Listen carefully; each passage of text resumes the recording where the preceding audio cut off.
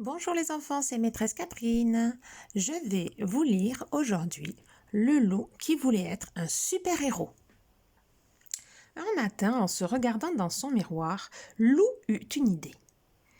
Et s'il devenait un super-héros? Ce serait fantastique, s'écria Loup. J'aurais un joli costume, je sauverais des gens et tout le monde m'adorerait. Au fond de lui, Loup se disait ainsi que sa louve chérie serait très fière de lui. Pour devenir un super-héros, il faut un super nom. Comment vais-je m'appeler? Spider-Loup? Non, je déteste les araignées. Bat-Loup? Super-Loup? Trop banal. Je sais, moi je serai super extra fabulous. Pour devenir un super-héros, il faut un super costume. Lou alla frapper chez Demoiselle Yeti.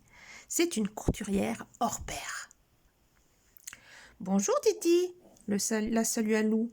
Peux-tu me fabriquer un costume de super-héros, s'il te plaît? Toi? Un super-héros? La taquina Demoiselle Yeti. Et quels sont tes super-pouvoirs? Lou réfléchit un moment, puis il répondit. Je ferai tellement rire les méchants qu'ils ne pourront plus se battre, et je les vaincrai facilement.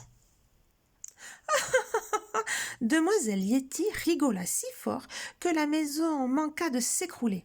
Un peu inquiet, le loup se dit qu'il devrait apprendre à contrôler son super pouvoir pour ne mettre personne en danger. Tout en pleurant de rire, Demoiselle Yeti confectionna à Lou un costume super époustouflant, avec des ailes intégrées au cas où il aurait besoin de voler. Avec toi, on ne sait jamais, dit-elle. Avec son masque et sa cape assortie, Lou était vraiment super beau. Ainsi habillé, Lou partit se promener dans la forêt. Il avait hâte de voir l'effet qu'il ferait. Passé le premier virage, il se trouva nez à nez avec le gros Louis. « Salut, Lou, fit son ami, c'est carnaval aujourd'hui ?»« Vous faites erreur, monsieur, répondit le loup d'une voix grave. Je m'appelle Super Extra Fabulous. Je suis un super-héros. »« Oh, pardonnez-moi, s'exclama Gros Louis. Mais alors, si vous êtes un super-héros, vous devez être super fort. »« En effet, répondit Loup en bombant le torse. Dans ce cas, pourriez-vous m'aider à ranger le tas de bois? Je suis un peu faible, vous savez. » Loup trouva que Gros Louis exagérait, mais il accomplit cette première mission avec succès. Pour être un super-héros, il faut sauver quelqu'un. Sur son chemin, Loup aida 2 escargots à traverser, et il rendit à ses parents un oisillon tombé du nid. Tout ceci est bien gentil, se dit Loup, mais il est temps de trouver une mission digne de moi. C'est à cet instant précis qu'il entendit des cris. Sans perdre un instant, Loup fonça entre les arbres et déboucha près de la rivière. Louve et ses amis jouaient avec la balle dans l'eau. « À moi !» criait Louve.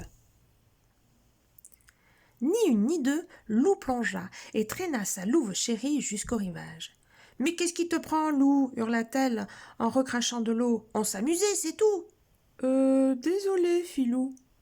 Je pensais que tu te noyais, en fait. » Mortifié, Loup s'éclipsa rapidement. Ce n'était pas comme cela que Louve allait être épaté. Il devait se rattraper et faire un coup d'éclat. Oui, mais quoi? Levant les yeux vers le ciel, Loup aperçut alors Joshua. Le pauvre, il était coincé tout en haut d'un arbre. « Tiens bon, Joshua, j'arrive !» lui cria Loup. Loup s'élança à l'assaut de l'arbre, qui plia et patatras. Les 2 amis basculèrent dans le vide. Loup réussit à déplier ses ailes un peu tard, malheureusement.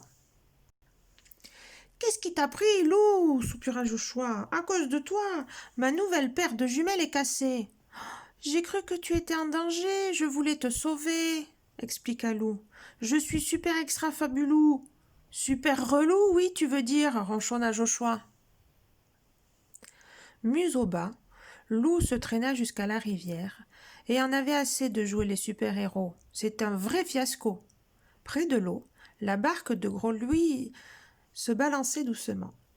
Lou se glissa à l'intérieur et s'endormit aussitôt. Bien mal en pris, pendant qu'il dormait, le vent se leva et entraîna le petit bateau mal attaché dans le courant. Lou fut réveillé en sursaut. Pris de folie, la barque tournoyait dans tous les sens. Oh là! Il était dans un sacré pétrin cette fois. Sur la rive, ses amis paniquaient l'appelaient. Misère, il n'a pas de rame, se désola Louve. Et il y a la chute d'eau juste après, ce bouquet d'arbres. Il va se noyer, il faut l'aider. Comment fit Valentin? Il est bien trop loin. Mais Louve s'était déjà élancé. Rapide comme l'éclair, Louve fila le long de la rive. Avec agilité, elle escalada un arbre et attendit que l'embarcation passe au-dessous. Elle se laissa tomber et atterrit sur Lou.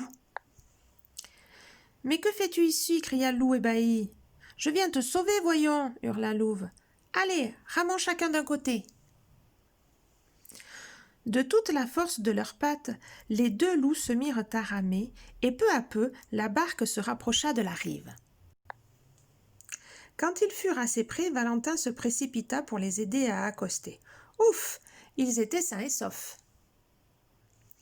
Tout penaud, Lou prit la patte de Louve. « Merci, Louve, tu m'as sauvé, » murmura-t-il. « Moi qui voulais être ton super-héros, c'est raté. »« Tu es mon héros à moi, c'est déjà bien assez, » répondit Louve. « Et je t'aime comme tu es, avec tes défauts et toutes tes qualités. » Et voilà, c'est terminé pour aujourd'hui.